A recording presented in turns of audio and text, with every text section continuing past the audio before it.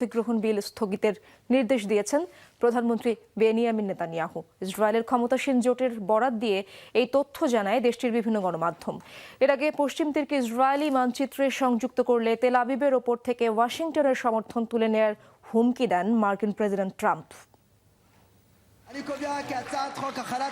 ফিলিস্তিনের পশ্চিম তীর অধিগ্রহণ করতে গেল বুধবার বিল পাশ হয় ইসরায়েলি পার্লামেন্টে। প্রধানমন্ত্রী বেনিয়ামিন নেতানিয়াহুর দলের সমর্থন না থাকলেও বিলটির পক্ষে ভোট দেয় জোট সরকারে থাকা অন্যান্য রাজনৈতিক দল। এরপর বিশ্বজুড়ে শুরু হয় তোলপাড়, নিন্দা জানায় বিভিন্ন দেশ, চাপ আসে মিত্র যুক্তরাষ্ট্রের তরফ থেকেও।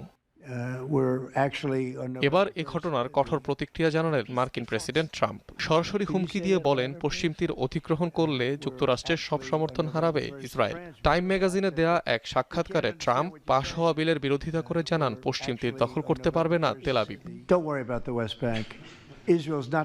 পশ্চিম তীর নিয়ে চিন্তা করবেন না, ইসরায়েল পশ্চিম তীর নিয়ে কিছু করবে না, ঠিক আছে? তারা খুব ভালো করছে। যুক্তরাষ্ট্রের এই সমালোচনার পর নীরবতা ভেঙেছেন ইসরায়েলি প্রধানমন্ত্রী। ক্ষমতাসীন জোটকে নেসেটে পশ্চিম তীর অধিগ্রহণের বিল পেশ না করার নির্দেশ দিয়েছেন বেনিয়ামিন নেতানিয়াহু। জোট সরকারের চেয়ারম্যান ওফার কাৎজকে দেয়া এই নির্দেশনার খবর জানিয়েছে ইসরায়েলি গণমাধ্যম ওয়াইনেট নিউজ।